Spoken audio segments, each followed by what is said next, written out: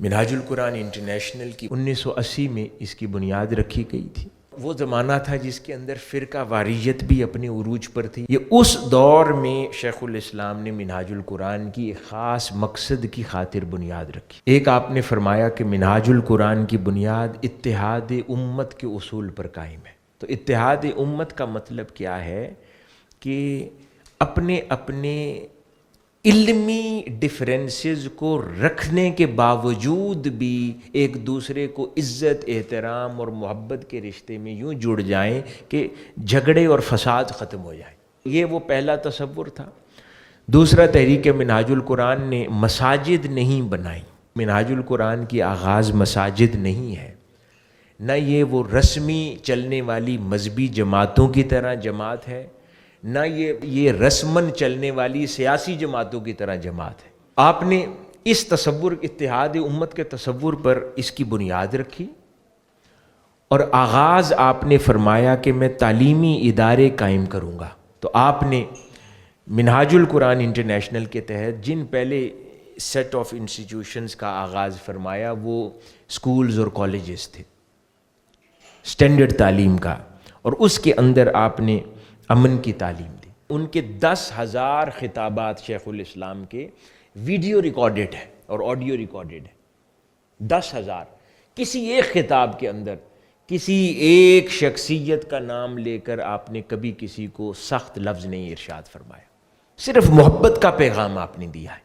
پھر مختلف فورمز وجود میں آتے رہے، یہاں تک کہ پورے ملک میں اس وقت 650 سے زائد سکولز اور کالجز منہاج القرآن چلا رہا ہے، جس میں اس وقت 1.25 لاکھ بچہ پڑھتا ہے۔ پھر ان سکولز کے ذریعے کم و بیش 15,000 سے زائد خاندانوں کو روزگار بھی میسر آیا ہے۔ علمی فکری لٹریچر کی بات کریں تو آپ کو شخصیات ملتی ہیں، کسی نے بڑے بڑے اسکالرز علماء ہیں، کسی نے 2 کتابیں لکھی ہیں، کسی نے 4 لکھی ہیں پوری زندگی کے اندر۔ شیخ الاسلام جیسی شخصیت ہے، اب تک ان کی 650 سے زائد کتابیں چھپ چکی ہیں۔ پھر منہاج یونیورسٹی لاہور، ایک چارٹرڈ یونیورسٹی کی بنیاد آپ نے 1986 میں رکھی۔ آج اس میں 15,000 اسٹوڈنٹ پڑھتا ہے، 150 سے زائد undergraduate, postgraduate degree programmes offer کیے جاتے ہیں، 1000 اساتذہ کے ذریعے پڑھایا جاتا ہے، اور بہترین معیاری یونیورسٹی ہے۔ پھر اسی طرح پاکستان سے باہر انڈیا میں، بنگلہ دیش میں، افریقہ میں، یورپ میں، دنیا کے 100 ملکوں میں اسی طرح کی خدمت منہاج القرآن انجام دے رہی ہے۔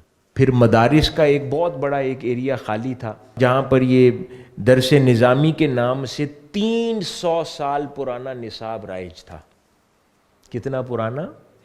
300 سال سے مدارس کا نصاب ہی تبدیل نہیں ہوا تھا۔ تو علماء میں جدت کہاں سے آتی؟ مدارس کے اندر بھی سکولز تو پہلے بنا چکے تھے 650، اب مدارس کے اندر بھی پھر جدت دیتے ہوئے شیخ الاسلام نے 300 سال کے بعد علم دین اور مدارس کے نصاب کو ریوائز کیا۔ یہ بھی خدمت اللہ پاک نے منہاج القرآن کے ذریعے دی۔